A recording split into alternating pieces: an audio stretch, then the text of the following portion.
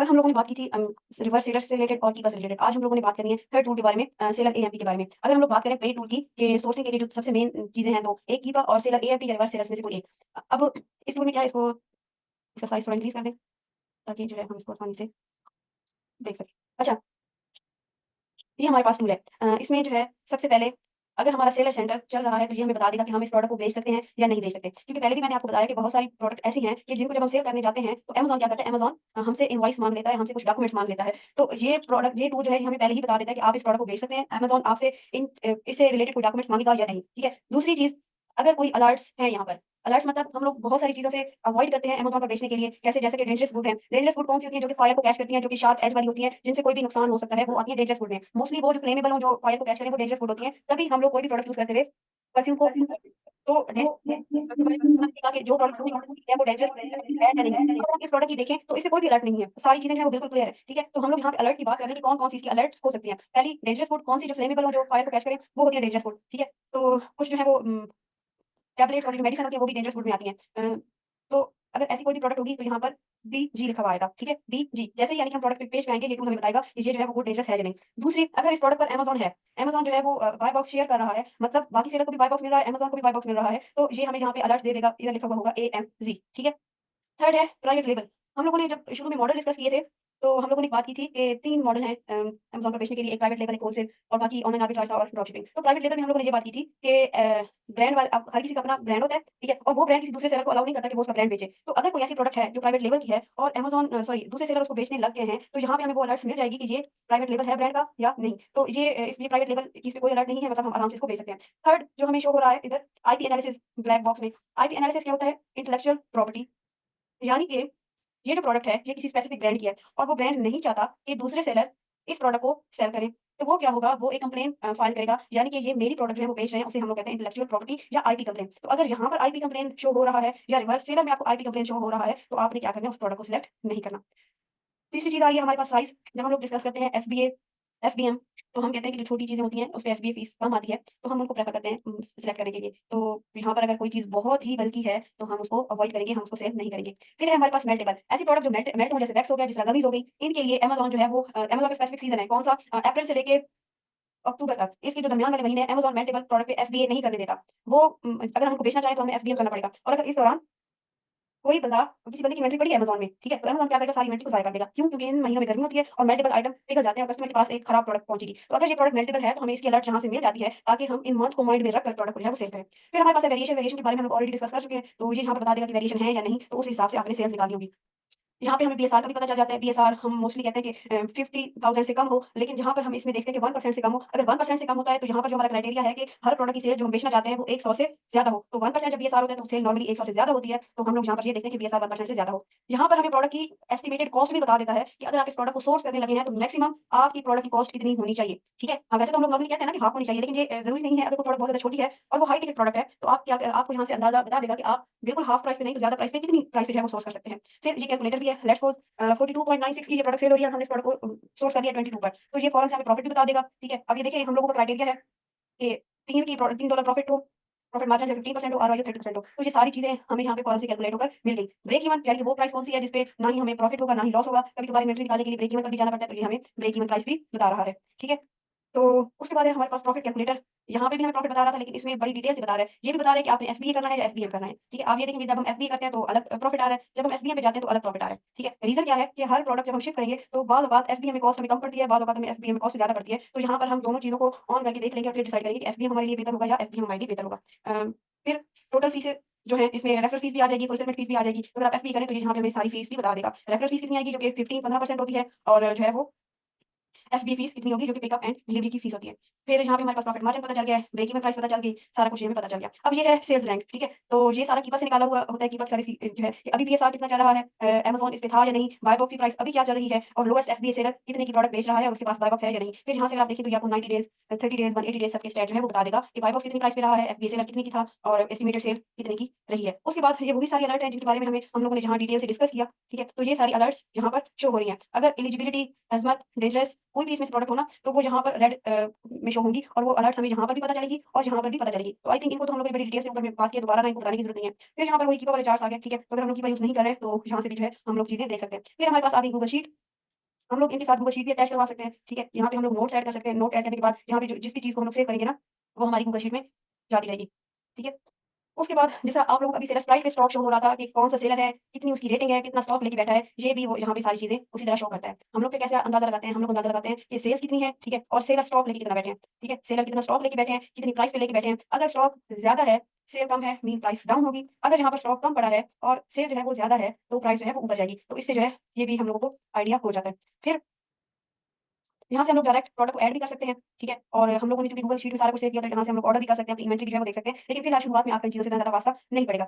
एक और चीज़ इसकी इस टूल की अच्छी बात ये है, आप इसको जो है सेलर पे लेकर जाएँगे, ये आपको सेलर की रेटिंग बता देगा, ठीक है? जैसे इस सेलर की जो है वो 3 रेटिंग है, इसकी जो है 441 है, इसकी 484 है, ठीक है? 501, 92, 22 तो अच्छा ये वही प्रोडक्ट है जिसकी हम लोग प्रोडक्ट निकाल के बैठे थे। अब अगर आप इस सेलर को क्लिक करें तो ये उस प्रोडक्ट की सारी डिटेल लेके उस सेलर की डिटेल आपके सामने लेके आएगा कि कितनी कौन से ब्रांड किसने कितनी-कितनी प्रोडक्ट रखी हुई है, ठीक है? कौन से ब्रांड किसने कितनी-कितनी प्रोडक्ट रखी हुई है। अब जब आप यहाँ पर आ गए और आप सेलर को जो है वो देखना चाह रहे हैं कि इसकी प्रोडक्ट हम लोग कौन सी शॉर्टलिस्ट करें या कौन सी नहीं, तो आपको यहाँ से आइडिया हो जाएगा कि इस प्रोडक्ट को आपने शॉर्टलिस्ट करना है या नहीं। अब ये वो प्रोडक्ट थी जब हमने सेलर का स्टोर फ्रंट खोला था, तो ये बिल्कुल पहले नंबर पे शो हो रही थी। मैंने क्या कहा था कि इसका बीएसआर 14,000 है लेकिन गेमिंग में ये बीएसआर बहुत ज़्यादा होता है। तो देखिए यहाँ पर बीएसआर रेड है।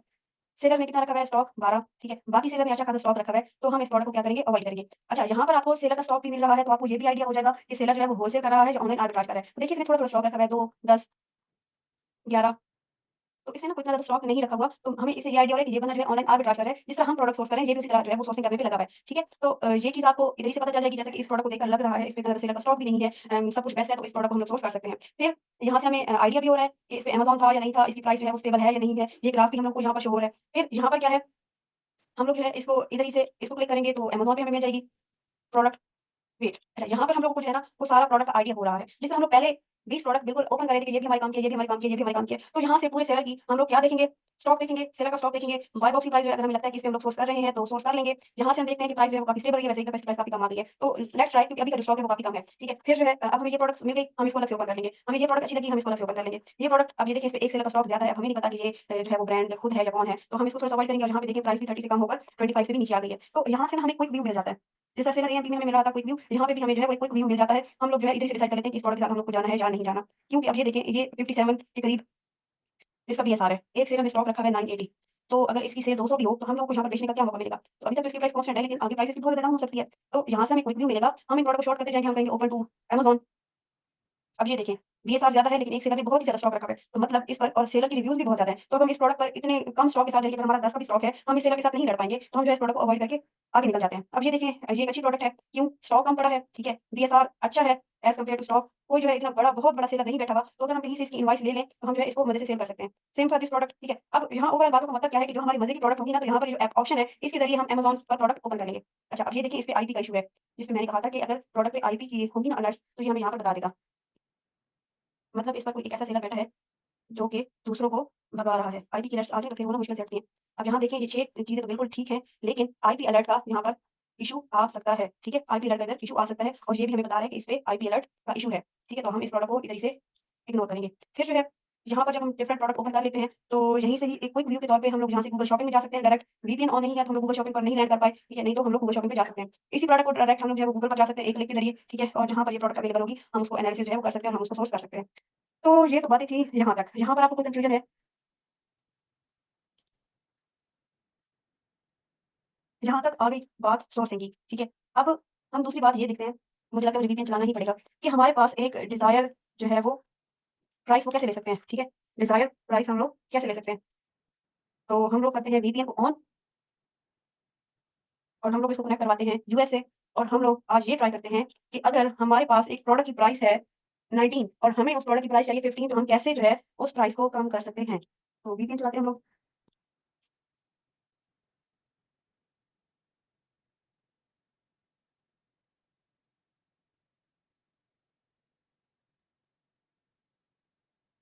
यहाँ से हम कनेक्ट करेंगे यूएस से। ये अगर खुद से कनेक्ट हो तो ये नीदरलैंड से कनेक्ट होता है तो आपने मेक श्योर करना है कि आप जो है वो यूएस से कनेक्टेड हैं या नहीं।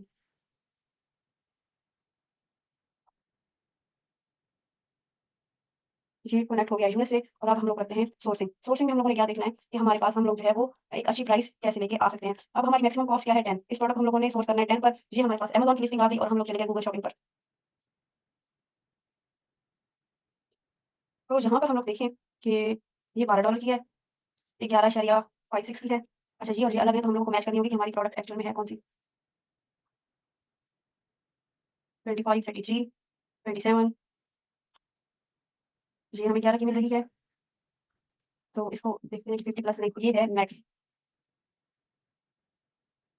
ओरिजिनल ये है, ये उस तरह की प्रोडक्ट है लेकिन ये हमारे रिक्वायर्ड अमाउंट की नहीं है।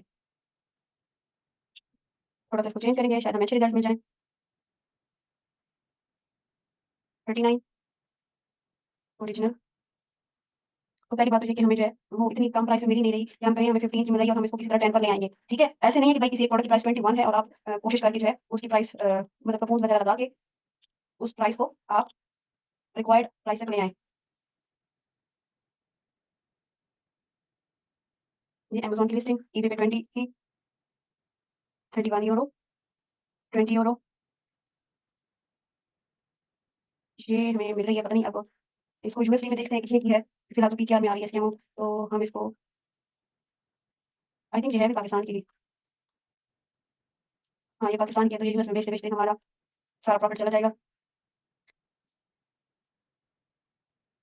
नहीं, इस पे जो है ना हमें कोई ऐसी अच्छी प्राइस नहीं मिल रही। मतलब अगर ये हमें चाहिए ना 10 की तो हमारे पास एक जो प्रोडक्ट है वो 15 या 16 की मिल रही हो तो फिर हम उस पे ट्राई कर सकते हैं। ऐसा नहीं है कि बिल्कुल जो है वो हमें इतनी कम प्राइस में मिल जाएगी। तो इसको हम लोग ट्राई करते हैं। इसको गूगल शॉपिंग पे ट्राई करते हैं और यहाँ पर भी 34 की है ये और हमने इसको कितने प्राइस पे सोर्स करना है? तकरीबन 18 तो अगर हमें 24, 25 की मिल रही है तो दैट विल बी बेस्ट। ये तो हमें वैसे ही कितने की मिल रही है 19.54 इसको ओपन कर लेते हैं। इसमें तो कोई कूपन्स लगाने की ज़रूरत ही नहीं पड़ रही। इसको भी ओपन कर लेते हैं, देखते हैं कि प्रोडक्ट वही है जो हम ढूँढ रहे हैं। अच्छा,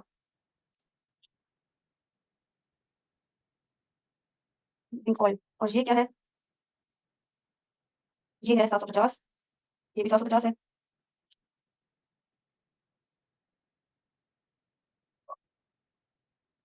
अब ये हमारे पास कितनी है 19.54 इस पे 30% मिल रहा है ऑफ और हम लोगों की रिक्वायर्ड अमाउंट कौन सी है कि जिस पे हमने ये प्रोडक्ट बाय करनी है वो है 18.15 तो करीब-करीब ही है और इस पे हम लोग ट्राई करेंगे वैसे कुछ और वेबसाइट्स हैं उससे भी ज़्यादा सस्ती मिल रही थी। तो हम सबसे पहले तो उसको देख लेते हैं। बिल्कुल वही प्रोडक्ट है, ठीक है? और ये हमें मिल रही है 14 की। पहली बात तो ये कि जब हमें ये 14 की मिल गई, हमें किसी और वेबसाइट पे जाने की ज़रूरत नहीं है, हम इसको शॉर्टलिस्ट कर सकते हैं। लेकिन अगर हमारे पास एक ऐसी सिचुएशन आ गई है कि हमारी रिक्वायर्ड अमाउंट से ये प्रोडक्ट थोड़ी बहुत ज़्यादा है, तो हम क्या करेंगे, हम इसको ऐड करेंगे 10 यूनिट ऐड टू बैग करेंगे और जाएँगे हम लोग बैग में, ठीक है? यहाँ पर हमारे पास कुछ होंगी एक्सटेंशन, ठीक है? एक्सटेंशन क्या जो हमें पॉइंट करके देंगी कूपन्स, डिस्काउंट कोड, ठीक है? फ्री शिपिंग की कोड, वो एक्सटेंशन कौन-सी होंगी, वो आपने करनी है। उनमें से एक्सटेंशन आप लोगों ने करनी है, मैं आपको नाम बता दूँ। एक है हमारे पास Honey, RetailMeNot, PriceBlink Capital One shopping ये अब एक्सटेंशंस क्या करेंगी, ये एक्सटेंशन ऐसे कोड ढूँढ के लेके आएँगी, जिससे आपकी प्राइस जो है वो कम हो जाएगी, ठीक है? जिससे क्या होगा आपकी प्राइस कम हो जाएगी।